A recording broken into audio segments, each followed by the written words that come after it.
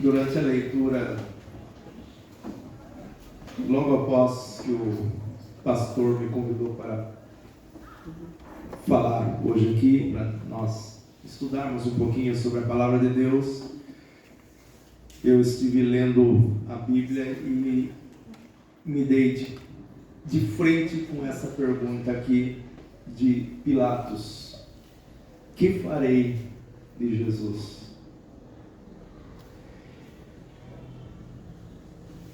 Nós estamos aí no mês da Reforma Protestante, né? E o pastor falou para mim: você vai falar somente Cristo. E eu acredito, irmãos, que Jesus, logo que ele nasceu, quando ele começou a se entender por gente, ele teve a sua vida normal como qualquer criança, como qualquer adolescente. Ele foi aprendendo a profissão do seu pai, ele teve o seu trabalho, o seu dia a dia, e parece que a gente consegue ver em determinada manhã ele chega na sua oficina, na sua carpintaria, ele abre, coloca cada ferramenta no seu devido lugar, pega as ferramentas, vai colocando cada um no seu lugar. Ele deve ter dado uma boa limpada naquela carpintaria. Talvez ele tenha pego alguns pregos e, ao olhar para eles, ele pensou: a cruz me espera. Colocou esses pregos em algum lugar, pegou seu martelo e também deve ter visto os soldados pregando as suas mãos naquela cruz. Ele, como era um especialista e como Deus, ele já sabia até a espécie de madeira ou a qualificação da madeira que ele seria crucificado. Mas enfim, ele arrumou tudo, deixou tudo arrumadinho, porque Jesus era assim. Quem se lembra, depois da sua ressurreição, ele deixou tudo arrumadinho no local e saiu do túmulo. Jesus era assim. Mas chegou o dia dele sair para cumprir a sua missão. E ninguém mais poderia segurar ele. Acredito que Maria deve ter ficado chorosa. E quantas vezes Jesus, saindo do seu lar, da sua família, deve ter olhado para trás e vendo Maria se derramar em lágrimas, mas ele teve que abandonar tudo. E ele deve ter pensado: eu tenho um povo para salvar e ninguém vai me deter. Ninguém vai me deter. Nada, nenhuma força desse mundo vai me desviar de salvar esse povo.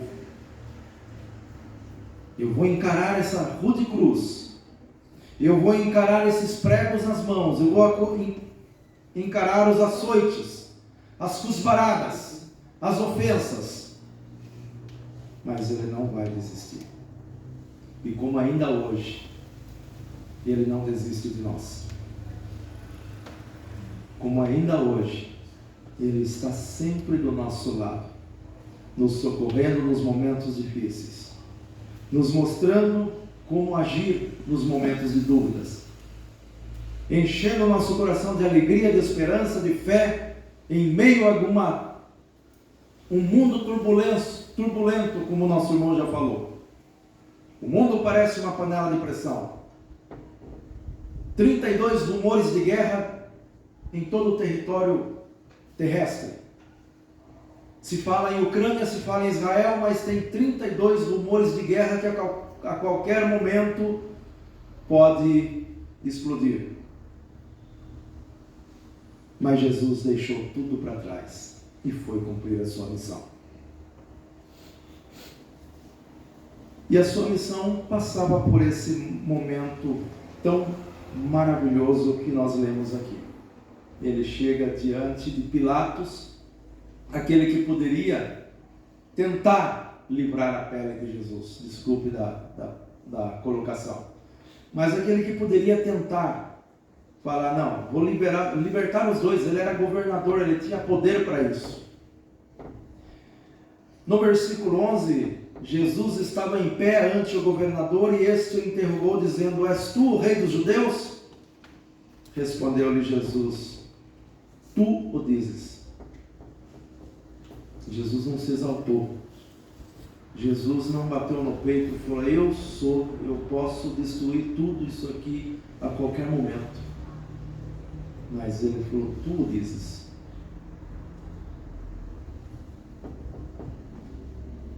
No versículo 12, e sendo acusado pelos principais sacerdotes e pelos anciãos, nada respondeu. Então lhe perguntou Pilatos: não ouves quantas acusações te fazem? Jesus não respondeu nenhuma palavra, vindo com isto admirar-se grandemente o governador. Irmãos, tem umas pregações que a gente ouve que fala que Deus nos dá 3 respostas. Uma talvez seja a mais difícil. O sim é maravilhoso quando recebemos. O não, às vezes dói, mas também é uma resposta. Mas tem o silêncio de Deus, que às vezes é difícil. Mas até no silêncio Deus nos ensina grandes coisas. O governador se maravilhou com o silêncio de Jesus. Isso nos ensina algo profundo, para nós adentrarmos no silêncio de Deus e tentar entender a vontade dele para as nossas vidas, para a nossa caminhada. E Pilatos ficou ali admirado pelo silêncio de Jesus. E se ele fala uma palavra, então poderia mudar tudo. Ele era Deus, ele era o homem Deus, aquele que veio para salvar a humanidade, aquele que veio para recolocar o homem na mira de Deus, para abrir a porta do céu, para nos abraçar nos momentos chorosos e falar: vinde a mim, vós que estáis cansados e sobrecarregados, e eu vos aliviarei. E no versículo 17 e 18 tem aqui a colocação do porquê que ele estava enfrentando a situação. Sempre tem que ter algum pretexto, né? Embora ele já soubesse de tudo isso, ele diz aqui: estando, pois, o povo reunido, perguntou-lhe Pilatos: a quem quereis que eu vos solte? A Barrabás ou a Jesus, chamado Cristo? Esse chamado Cristo dá uma sensação de ironia. Vocês querem que solte esse aqui, chamado Cristo? Ele mesmo se autodenomina Cristo, Filho de Deus. Vocês querem que solte o fulano aqui, chamado Cristo? Ou fulano aqui, que diz que é Filho de Deus? Quem que vocês querem que solte? E o versículo 18 diz assim: porque sabia que por inveja o tinham entregado. O pretexto foi inveja. Inveja porque Jesus atraía muita gente. Inveja porque Pilatos queria popularidade, mas a popularidade estava com Jesus. Aonde Jesus estava uma grande multidão, ou em outros casos em grandes multidões, mais de uma. Mas Jesus atraía as pessoas. E ele nos diz que quando for levantado da terra, todos atrairei a mim. A atração para a igreja tem que ser a pregação da palavra de Deus genuína e verdadeira. Doa a quem doer. Isso que atrai pessoas para a igreja. Isso que atrai pessoas para a igreja. Não é pregador bonito, não é pregador que tem um português perfeito, não é a melhor equipe de louvor do mundo, mas que atrai pessoas para a igreja, para a salvação, é Jesus Cristo, nosso Senhor. Somente Cristo. E aí, o nosso governador Pilatos chega no versículo 22 e fala, replicou-lhe Pilatos, ele já tinha falado no versículo 21, de novo perguntou-lhe o governador, qual dos dois quereis que eu vos solte? Responderam eles, Barrabás. E aí ele fala, mas o que farei então de Jesus? E essa pergunta é muito importante. É muito importante para nós como pessoas, para nós como igreja e para nós como família. Porque nas 3 colocações aqui, Pilatos falhou. Pilatos falhou porque primeiro foi para os governadores, foi para o pessoal da lei, o pessoal das autoridades. E voltou para Pilatos. E quando ele viu no versículo 12, sendo acusado pelos principais sacerdotes e pelos anciãos, pessoas religiosas, Pilatos não quis assumir a responsabilidade. Problema familiar de Pilatos. A sua esposa já tinha falado, não entre em contenda com esse homem, que ele é justo. Ele tinha sido alertado pela sua esposa que Jesus era justo, mas ele também não assumiu a responsabilidade. E em terceiro, a população. Ele escolheu a popularidade. Ele queria a população do lado dele, como todo político. Como todo político, interessante para ele é o populismo. Aconteça o que acontecer, ele tem que dar, nem que seja umas migalhas, mas ele quer o povo do seu lado.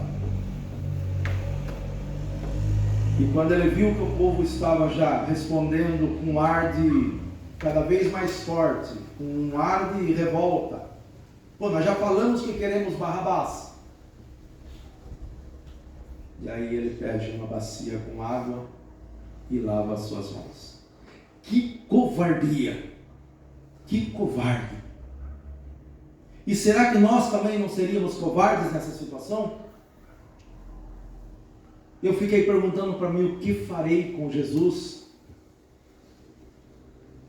quando a família afronta? O que farei com Jesus quando a injustiça do nosso país tenta nos desmoralizar? Porque nós passamos situações, irmãos, vocês podem perceber isso, eu falo sempre isso. A gente não pode falar de gordinho, não pode falar de feinho, não pode falar de magrinho, não pode falar de bonitinho, não pode falar de homossexual, não pode falar de ninguém. Mas todo mundo pode falar de crente. O crente é a bola da vez, porque ninguém briga. O crente é massacrado nas redes sociais. O crente é humilhado. Mas ninguém faz nada. Que é gostoso judiar de crente. Se você falar de algum outro, se você falar que o fulano está acima do peso, pode ser processado. Mas xingar um pastor de ladrão, está tudo ok. E é mais ou menos isso que aconteceu com Pilatos. Ele queria o populismo. E ele queria a popularidade do povo do lado dele. E se perdeu numa grande covardia. Lavou as suas mãos. E no versículo 25 ele fala assim: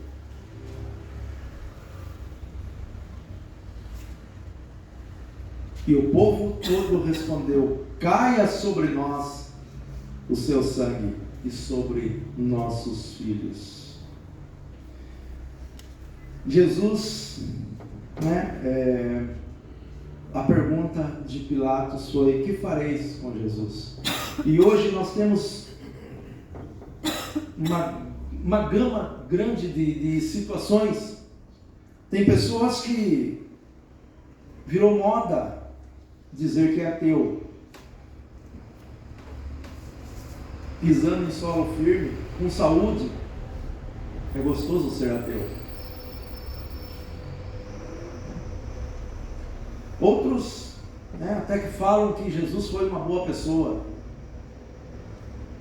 Jesus foi um camarada legal. Outros até falam que ele foi um profeta.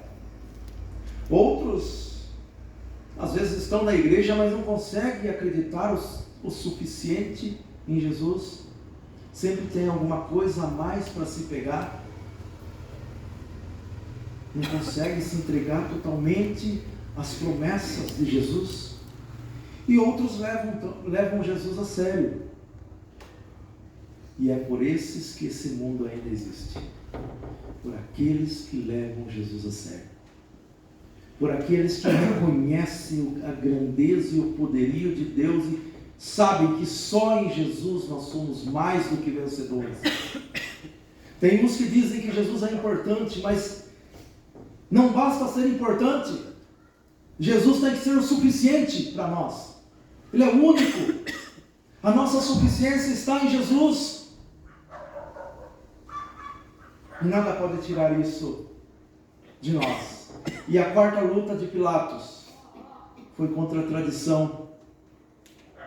Tradição que arrasta multidões a quantas e quantas gerações. Meu bisavô, meu avô, meu pai, eu pensava assim, eu também penso assim, não quero mudar. Tinha que, durante essa festa, soltar um prisioneiro. E Pilatos, jogando a responsabilidade para o povo, diz: quem que vocês querem que eu solte? E eles gritaram: Barrabás. Barrabás. Somente Cristo, irmãos, suportaria isso por nós. Somente Cristo. Ele teve 30 anos como uma vida comum. Podia desistir de nós a qualquer momento. Ele teve 3 anos de ministério, mais ou menos. Ele podia desistir de nós a qualquer momento. Mas ele foi até o fim. Porque ele sabia que ia valer a pena. Ele sabia que sem esse sacrifício, o Nilson Simões estava perdido. Sem esse sacrifício não tinha igreja reunida hoje adorando o nome dele. E por isso ele falou: vai valer a pena. Vou até o fim. Vou chorar. Vou sofrer. Vou derramar suor. Vou suar sangue. Vou levar cusparada. Vou levar tapa, ofensas. Mas vai valer a pena. Porque tem um povo fiel que vai me adorar. E que vai morar comigo para toda a eternidade. Amém. O que farei de Jesus, irmãos? O que farei de Jesus quando a opressão das autoridades tentam nos derrubar? O que farei de Jesus quando a igreja sofrer perseguição? Nós estamos tão acostumados a recorrer a situações. Vamos falar com o político tal ou com o vereador tal. Vamos orar primeiro, vamos colocar o joelho no chão. Aquele que fez esse mundo aqui tem poder para mudar qualquer situação. E nós estamos colocando em primeiro lugar situações. Pessoas que podem nos ajudar. E às vezes colocamos Jesus na segunda ou terceira colocação na nossa vida. Sabemos que ele muitas vezes é importante, mas não colocamos ele como suficiente. E Jesus é suficiente. Jesus é suficiente. E a igreja? O que a igreja fará de Jesus. Apocalipse 3:20.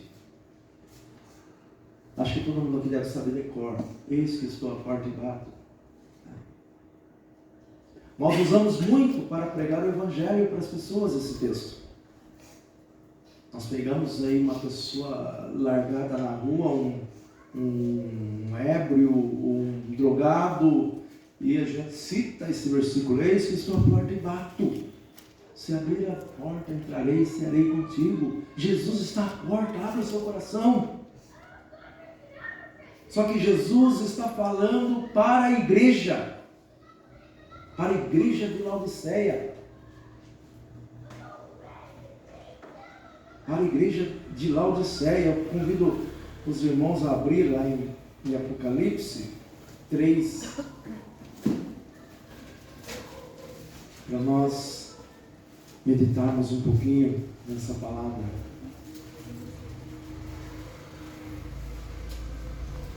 Ao anjo da igreja em Laodiceia escreve: essas coisas diz o Amém, testemunha fiel e verdadeira, o princípio da criação de Deus.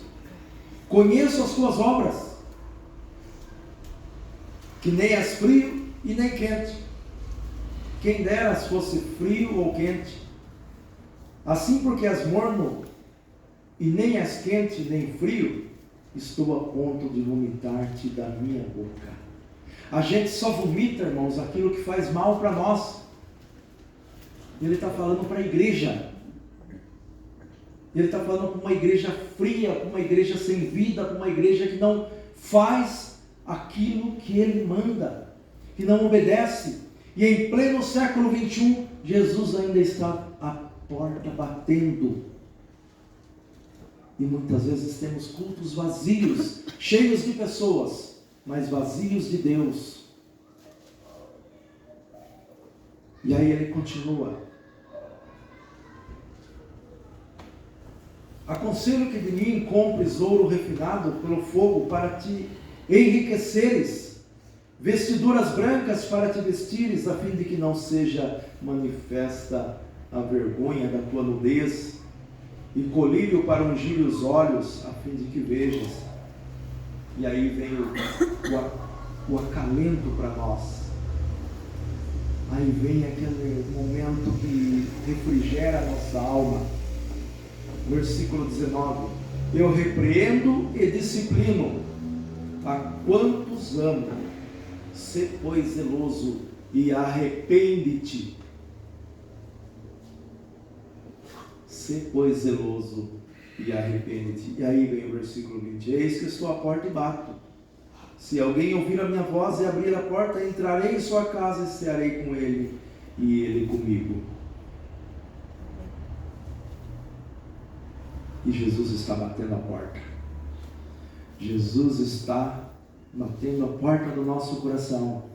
Jesus está batendo a porta de muitas igrejas que às vezes estão cheias de pessoas, mas estão vazias de Deus. Jesus é suficiente. Jesus é a nossa suficiência. Não precisamos de mais nada. Jesus é o pão da vida, que nos alimenta, que nos fortalece, que nos dá vigor para a caminhada. Jesus é a luz do mundo que tira a escuridão do coração humano, da visão humana, e faz com que consigamos enxergar além daquilo que está à nossa frente. Jesus é o caminho, é a porta que abre a entrada para o céu. Jesus é o caminho que nos leva à salvação. Ele é a verdade que nos tira de uma mentira, que nos tira da ignorância. E Ele é a vida que nos tira da morte. E foi para isso que ele veio, para nos tirar da morte. E não para nos dar apenas uma vida simples e comum, mas para nos dar uma vida abundante, uma vida feliz, uma vida cheia de vida, que muitas vezes nós deixamos de viver essa vida, porque às vezes não colocamos Jesus como nossa suficiência. Jesus é a ressurreição e a vida, a esperança para o além, a esperança para dias melhores, a esperança para uma eternidade nos braços do Pai. O Salmo 118, versículo 20 fala: esta é a porta do Senhor, onde os justos entrarão. Jesus é a porta, e aquele que entra por ele achará alimento, achará verdes pastos, achará boa alimentação de qualidade. É a porta da vida, a porta da salvação. E o versículo 25 que nós lemos é um texto de grande importância. E o povo todo respondeu: caia sobre nós o seu sangue e sobre nossos filhos. Então Pilatos lhe soltou Barrabás, e após haver açoitado a Jesus, entregou-o para ser crucificado. Caia sobre nós. Aquele povo cheio de ódio, cheio de ira, de raiva, solta Jesus. Mas povo, ele é inocente. Eu estou lavando minha mão. Caia sobre nós. Caia sobre nós o sangue dele. O que será que Jesus vai fazer com esse povo? O sangue caiu. Ele foi até a cruz. O sangue caiu. Mas não o sangue da revolta. Não o sangue da ira. Não o sangue do sangue nos olhos. Mas o sangue purificador que nos lava e nos purifica de todo pecado. Esse sangue que verteu na cruz. Esse sangue daquele que se entregou sendo justo. Daquele que se fez abominável por nós. Daquele que se fez anátema por nós. Daquele qual Deus diz para ele. O qual ele diz para Deus: por que me desamparaste? No momento mais importante da caminhada de Jesus, o momento da cruz, Deus virou o rosto para ele.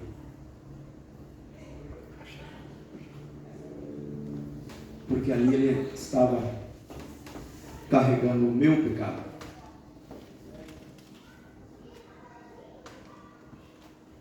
Você já parou para pensar qual pecado que derrubou Adão e Eva? Não foi 1000 pecados? Foi um pecado. E ali na cruz Jesus estava carregando o peso do pecado de toda a humanidade. Se um pecado Deus separou de Adão e Eva, ali Jesus carregava o peso de toda a humanidade. Mas ele foi até o fim. Ele foi até o fim, sabe por quê, irmãos? Porque só ele é suficiente para fazer um marido adúltero virar um marido honesto. Só ele é suficiente para fazer um drogado voltar a ter uma vida sã. Só ele é suficiente para tirar um câncer que o médico já disse que não tem mais o que fazer. Só ele é suficiente para tirar a vida da mentira e colocar uma vida de verdade. Só ele é suficiente para dizer: cala-te, mar. Só ele é suficiente para dizer: acalma-te, e voltar à bonança. Só ele é suficiente para tirar uma vida de uma prostituta e falar: vai e não peques mais. Só ele tem essa suficiência de sentar à beira de um poço sedento e transformar a vida de uma pessoa. Só ele é suficiente. Não precisamos de mais nada. Jesus é a nossa suficiência. Ele é nosso Senhor. Ele que fecha a boca de leões. Ele que abre o grande mar à nossa frente e fala: vai, este é o caminho, andai nele. Isaías 33. Eu sou o caminho, eu sou a verdade, eu sou a vida. Que Deus nos abençoe, irmãos. nos momentos difíceis da vida, somente Jesus está ao nosso lado. Somente Jesus está de braços abertos nos socorrendo. Ainda às vezes parece que não sintamos. Parece que as situações tentam desviar o nosso foco. Mas Ele está sempre do nosso lado. Eis que estou à porta e bato. Eis que estou convosco todos os dias, até a consumação dos séculos. O sangue que Ele derramou não foi para condenar esse pessoal, mas foi para nos lavar, para nos purificar e para nos dar vida. E acredito que Pilatos, que se emocionou até pelo silêncio de Jesus, se alguma lágrima correu do seu rosto, um dia ele vai ouvir a palavra de Deus, porque Jesus é amor. E um dia ele ainda pode ouvir: vinde benditos, recebei por herança. E quantos que ali estavam? Solta Barrabás, crucifica-o. Quantos que ali estavam? E também vão ouvir essa palavra, porque Jesus é suficiente. Ele veio para nos salvar. Ele veio para nos dar vida. Amém, irmãos? Amém. Louvado seja Deus. Obrigado pela atenção. E que Deus nos abençoe. Amém.